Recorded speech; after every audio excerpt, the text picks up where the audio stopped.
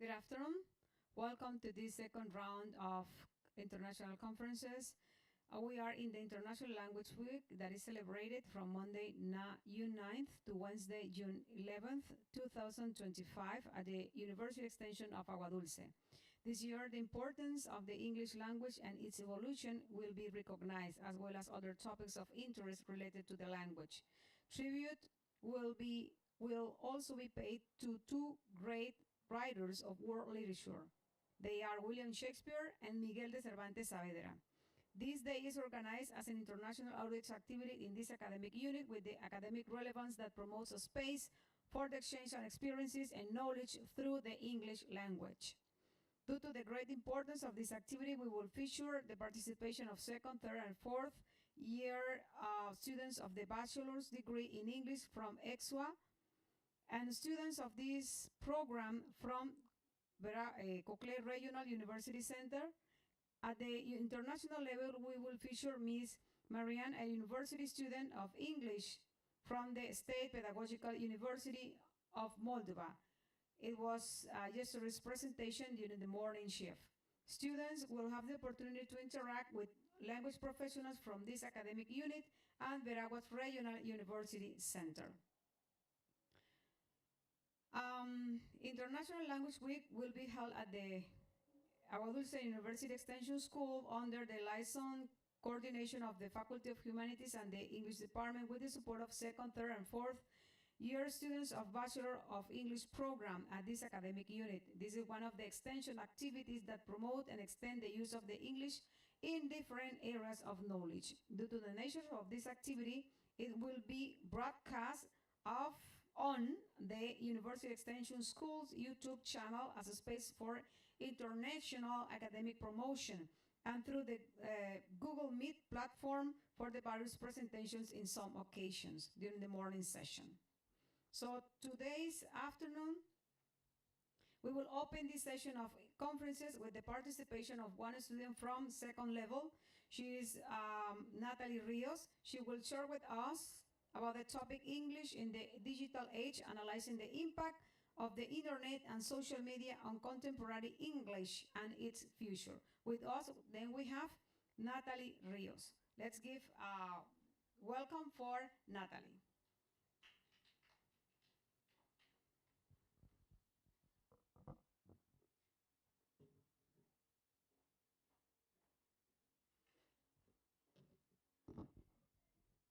Good afternoon, everyone. It's an honor to be part of this conference and to present the topic, English in the Digital Age, Analyzing the Impact of the Internet and Social Media on Contemporary English and its Future. Yeah. These are the objectives. Understand how the internet changed English, and second, explore the influence of social media, and third, analyze how English might evolve in the future.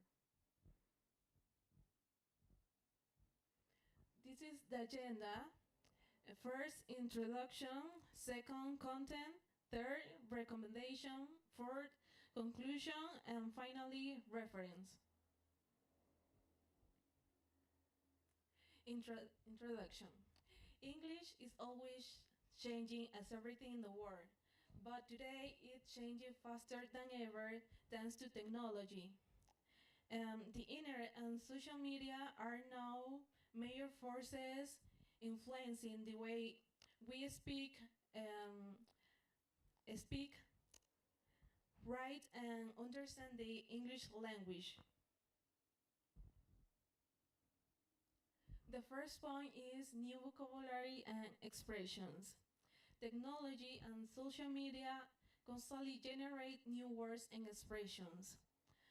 But this happens because speakers look for faster, more creative and efficient ways to communicate between each other.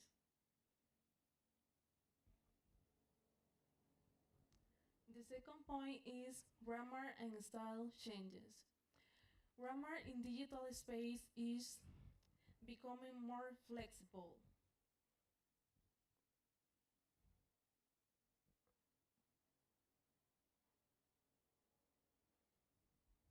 Many users skip traditional rules, especially native speakers, um, to skip traditional rules um, like punctuation, capitalization, or complete sentence structure. Writing like speaking. Online communication often imitates spoken language. The style is more informal, spontaneous, and emotional. Why does it happen? Because digital language aids to sound more human and reliable. Writing like speaking makes communication more natural. The role of emojis and visuals. Emojis give stickers are now part of our digital alphabet. They help express emotion, tone, and attitude. An emoji can completely change the meaning of a simple word. It is important because they reduce emotional misunderstanding, and in short message, visuals make the meaning clearer and more expressive. Language learning in the digital age. How is technology changing language learning? The way people learn a language before is totally different today. Because these days there are many resources, especially technology, that make learning a language more dynamic and interesting. For example, there are applications, games, videos, social media, and online platforms to study and practice English. Next, please. Challenges for learners and teachers. What are the difficulties? For learners, it's hard to tell the difference between informal and correct English. For teachers, it's challenging to keep up with trends while still teaching solid grammar and structure.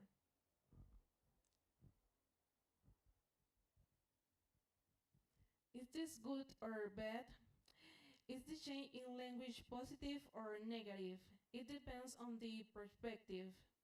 Positive because English become more dynamic, expressive, and adaptable.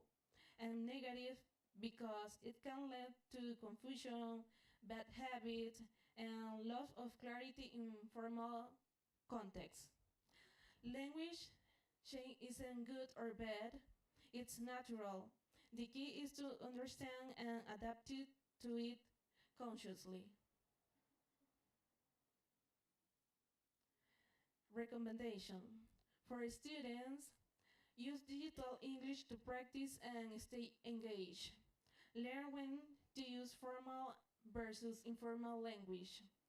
For teachers, include modern, real-life examples in class. Keep teaching grammar, structure, and academic writing skills. For everyone, embrace change without forgetting the foundation of the language.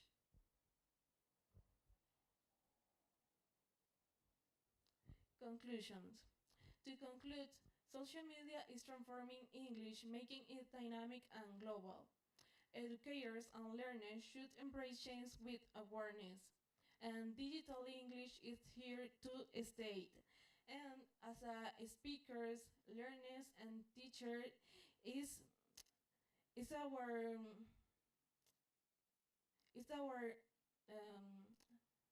right to understand and adapt to these changes. And finally, this is the reference. Thank you so much for your attention.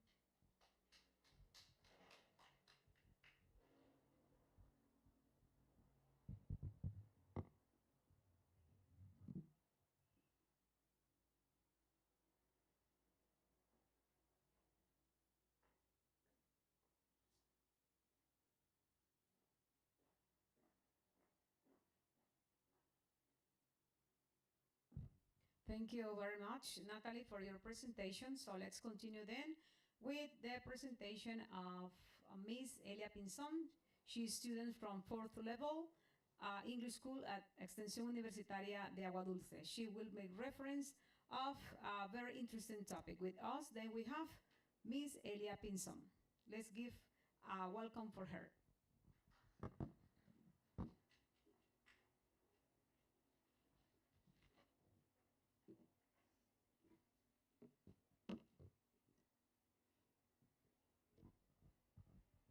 Thank you so much for the opportunity.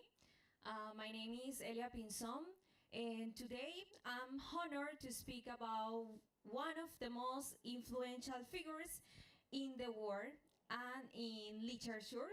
He is William Shakespeare, known Bard of the Avon, and for a good reason.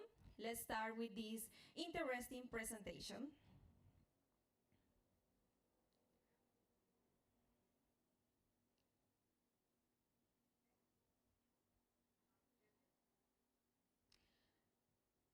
The objective for this presentation is to inform the audience about the key events in William Shakespeare's life and background.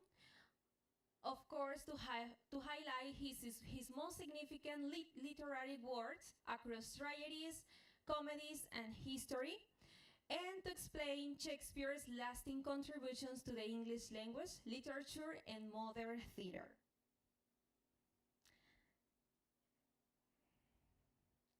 Next, please.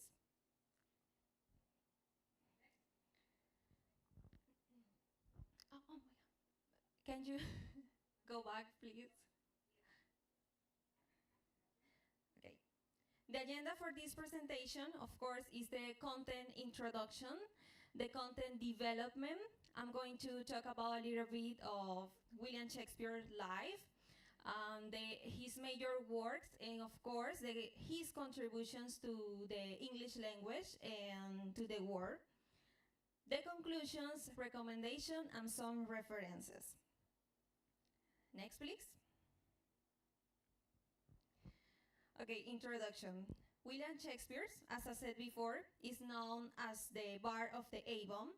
Shakespeare's work has transcended time, language, and culture because he wasn't just a playwright, he was a storyteller, a poet, and a pioneer whose words still echo in our life and in our classrooms, and of course in everyday speech. From powerful tragedies and witty comedies to moving sonnets, Shakespeare captured the full range of human emotion and experience like no one else.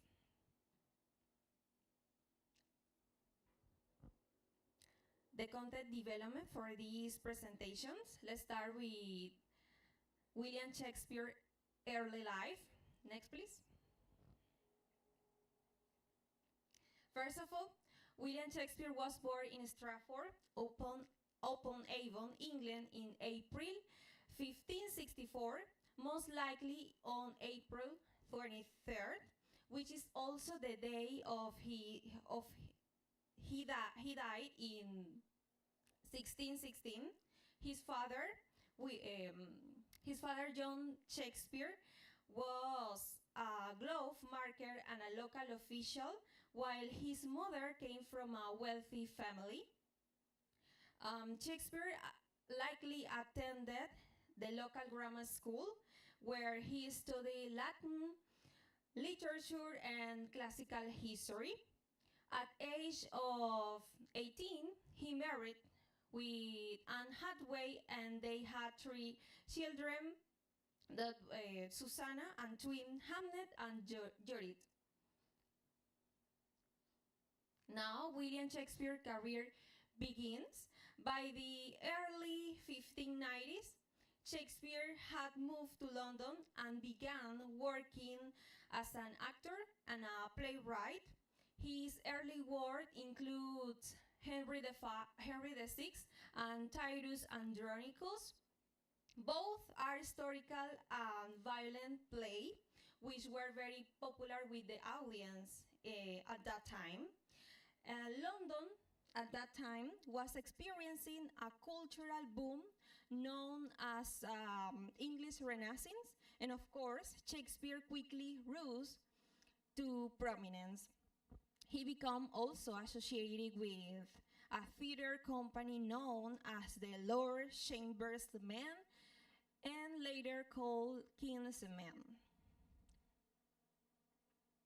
Now about his major works, well, it's important to mention that Shakespeare wrote at least 39 plays, 54 sonnets, and 2 long narrative poems. His plays are typically divided in 3 genres, tragedies.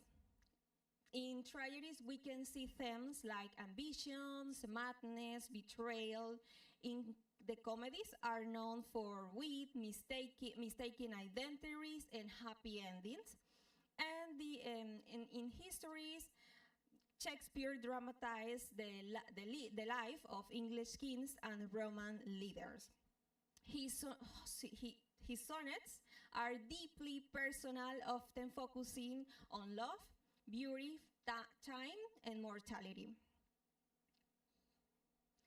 About his contributions, it's important also to mention that Shakespeare helped shape the English language because he gave that popularity to many words in the world, in the whole world.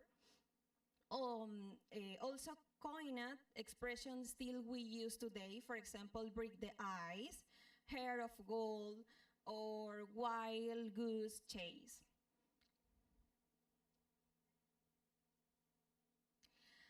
Even over 400 years after his death, Shakespeare remains central to world literature because he captured the heart of human nature. Also, his stories remain powerful and profound, and of course, he inspires all generations. So, schools around the world still study his sonnet, his plays, and we can see his work in everyday speech, in everyday conversations. Well, to sum up this interesting presentation, for me it's very important to say that William Shakespeare was not just a playwright. He was a master of human emotion, a pioneer of modern English, and a cultural icon. His life and work continues to inspire, entertain, and challenge us today. And some recommendations that I have to say are explore his works. You can start by reading one of his most accessible plays, that is Romeo and Juliet. Watch the stage or film adaptations, and also study his language. Pay attention to the phrases, as I said before, that we use every day in everyday conversation. And you, of course, will see how important are those words, and you will understand how deeply he influenced English language around the world. Some references, and thank you for your attention.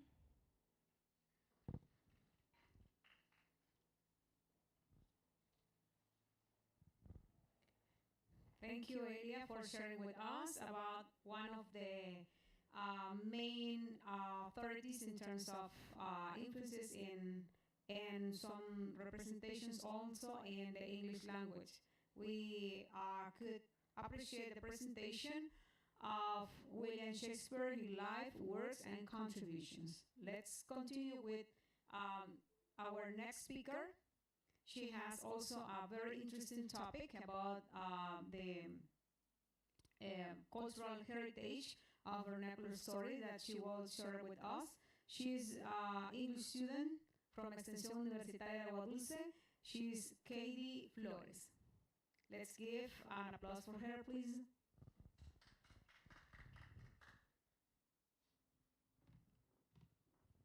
So, good afternoon, everyone. Today I'm going to present you an interesting topic, which is the importance of cultural heritage in vernacular narrative. So, next. So, as introduction, vernacular narratives are the traditional story passed from generation to generations. They reflect here in Panama the rich blend of African, indigenous, and Spanish influence that are part of our country. These narratives are part of our cultural heritage, and they help to preserve the language, the identity that is like from us, from our country. Next, please. So, what is cultural heritage? Cultural heritage is simply the legacy that we receive from our ancestor. Could be artifacts for things that you can touch, for example, artifacts, monuments, or traditional clothing. It has two types. There is tangible heritage and intangible heritage. Intangible heritage, we have the artifacts, monuments such as the forts that are part of our country. The Panama la Vieja is also a monument that is part of our cultural heritage. We also have the traditional clothing, which is the pollera. Also, the mola from Gunayala is an important cultural heritage of our country. In intangible heritage, we have oral history, performing arts, social practices, rituals, knowledge, and skills. For example, in Cologne, the Congo dances are part of the intangible heritage because it's something that we cannot touch, but it is like people express it in other words. Next, please. So, what is a vernacular narrative? Vernacular narrative are everyday stories that are part of our country. For example, sayings, legends, folk tales, and Panama has many of them.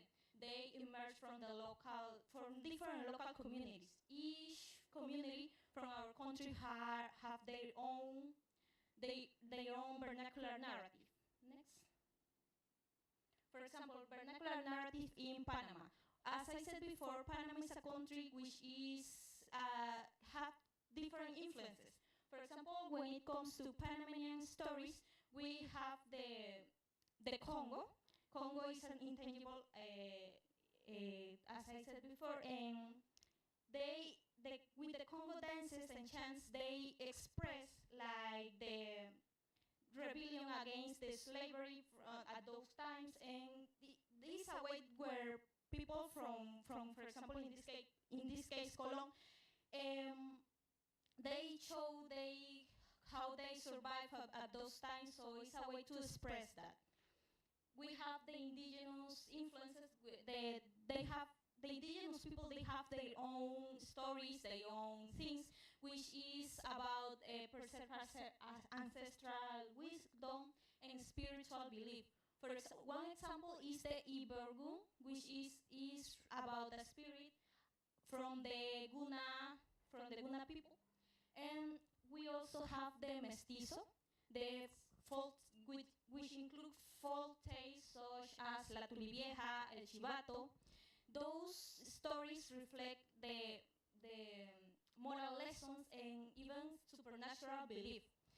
All of this story help to highlight the rich blend that we have in our country from different influences, Spanish influences, Spanish influence, and indigenous influences. Next, please. Why cultural heritage matters in vernacular narrative? First of all, it preserves history from the people's perspective. I think all of us have heard stories from our parents, and they told in a way that is like their own point of view. They like how they live and how they see things. We also have it is transnational and community identity. As I said before, when we tell stories, we like get together all of us, and it helped to keep communities together, and in this way it preserved the identity of different communities or the country. It passes on values and wisdom. For example, as I said before, there are many stories that teach us different moral lessons. For example, the consequences of misbehave or things like that. So that's why those stories are important, because most of them have a message with it. It celebrates linguistic and cultural diversities. As I said before, Panama is a country rich in different influences, so cultural heritage in vernacular narrative is important for that. And also supports minority cultures and traditions. For example, groups like the indigenous groups, it helps to highlight like their culture, which is of course also part of Panama. Next, please. Shared themes in Latin American narrative. It's not only narrative not only exists in Panama, of course. There are many other countries from Latin America that share some things with Panama. For example, the supernatural events. We have here in Panama La Tulivieja, and it's almost the same as in Mexico, the Llorona, La Llorona, which is almost the same, but is related to supernatural being. We also have stories of resistance to colonization and slavery. I mentioned before the Congo dances and chants that reflect like rebellion against the slavery from that time.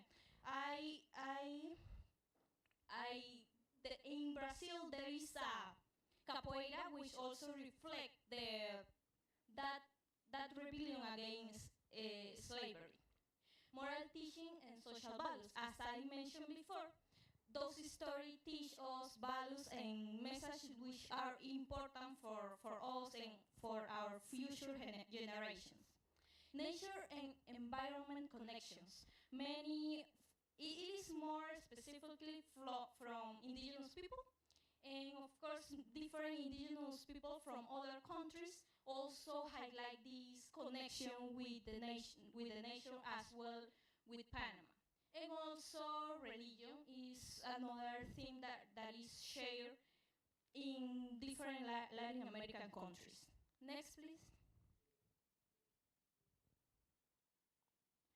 So as a conclusion, vernacular narratives are a vital part of the cultural heritage of Panama. They help to preserve the language, connect generations, and to express a shared identity. So that's why it is important to keep the vernacular narrative alive, to keep our language and our culture for many years then. Next, please. So as recommendation, we have to support storytelling and historians to keep all of those stories that are part of our country alive for many years, and try to keep the future generations involved in that. Also include traditional stories in schools. Keep those vernacular narrative part of the school. Teach kids on the schools about all the stories that are important for us. Record and archive oral traditions. So it is important to record and keep that in memory for us and for all the future generations that can see them and know more about the Panama culture. And also involve youth to keep the culture alive. It is important to keep, for example, for kids since they are little, about this vernacular narrative.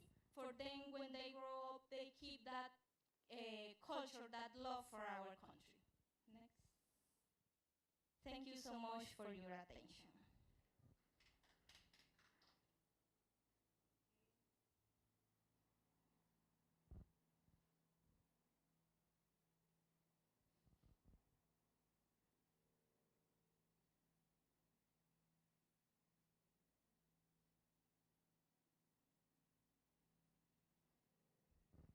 you.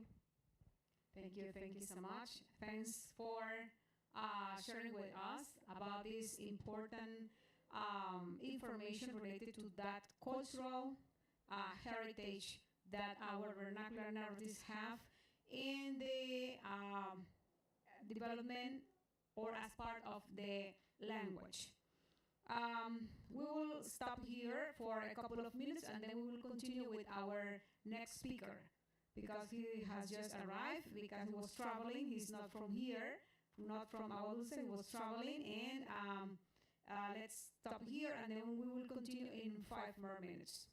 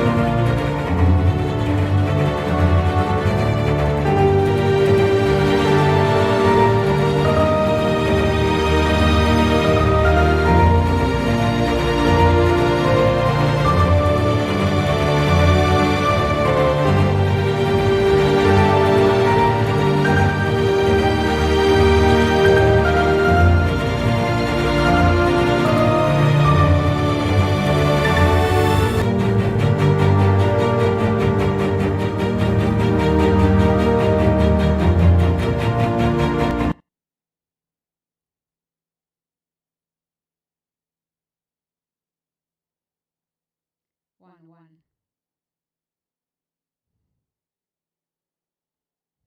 Okay, here we are back, people, to continue with the presentation of the final speaker. He was traveling from Veraguas. This is why he was a little bit late, but the most important thing is that he is with us, and he will share with us the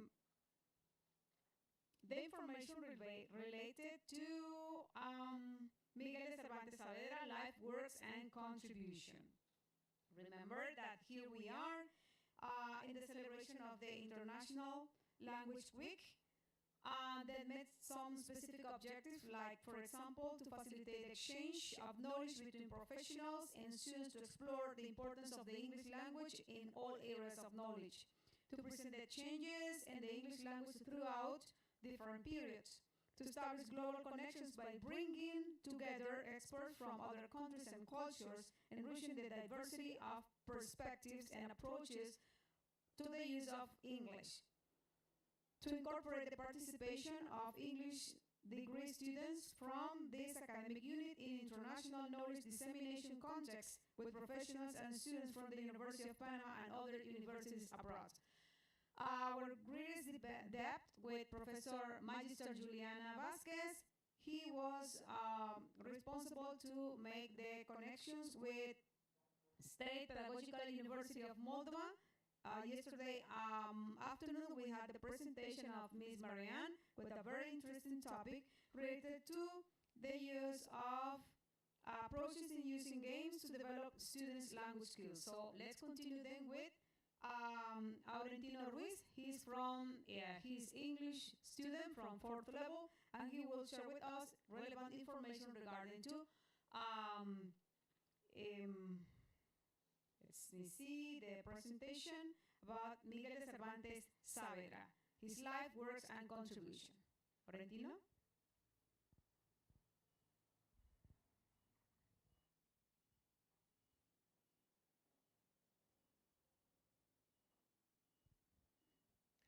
Good afternoon, my name is Aurentino Ruiz. I'm from Santiago. Today I had the pleasure to talk to you about life, work, and contribution of Miguel de Cervantes Saavedra. Good afternoon, everyone. My name is Aurentino Ruiz. I'm gathered today to celebrate and dedicate to you this special topic for me that have content about the life and the hard work of Cervantes Saavedra. Remember that he is a famous writer. I'm going to talk a little bit about his life and sometimes things that he do before he became a writer. He born in Alacan in 1545. Cervantes make a hard worker, was a hard worker when he had to join, at that time was the police. He was a military person. In one of the places that he went, he lost one of his arm.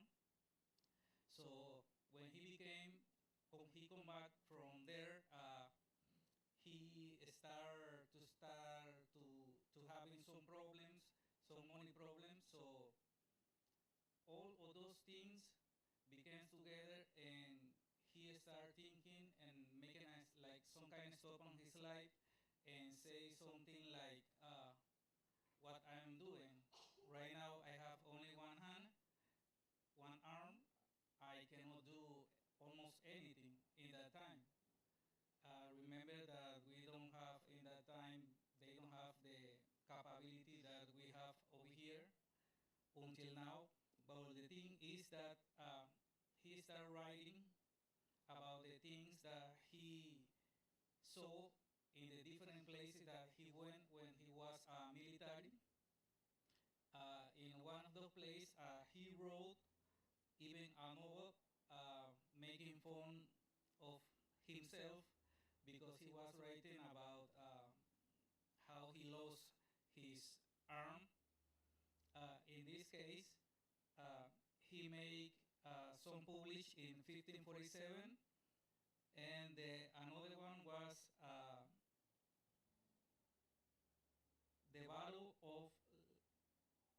Canton was the place. That was in 1571, the time where he lost his arm. And there, uh, after he joined the military, he came back to his home. So he started writing. He wrote something special that people all days, today's are mentioned this novel is Don Quixote de la Mancha. He wrote in two parts.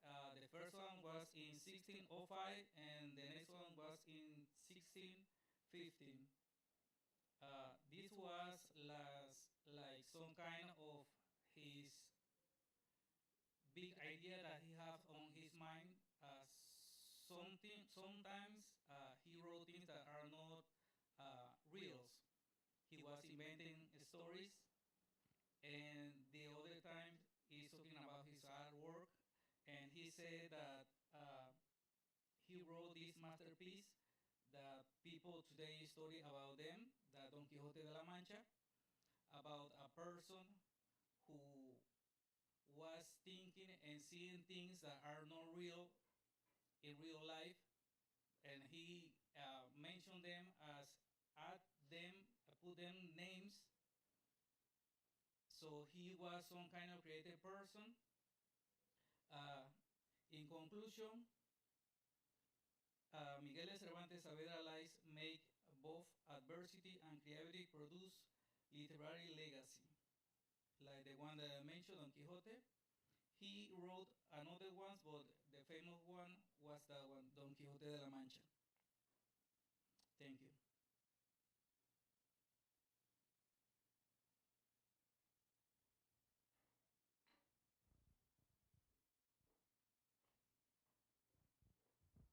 Okay, thank you very much, Aurentino, for your presentation.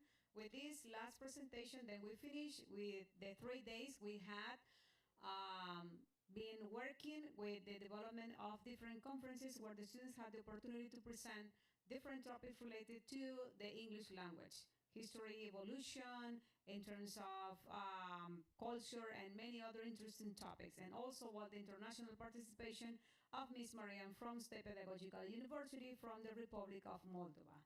Thank you very much for sharing with us during these 3 days, and also our special gratitude with Magister Juliana Vasquez for her support and also collaboration to make the contact with Republic of Moldova, specifically from State Pedagogical University, with the outstanding participation of Ms. Marianne, with the conference that she shared with us yesterday morning. Thank you very much for being here, and we hope to have you on next activities that English department will be developing during this year. Thank you very much for your attention and for being here with us.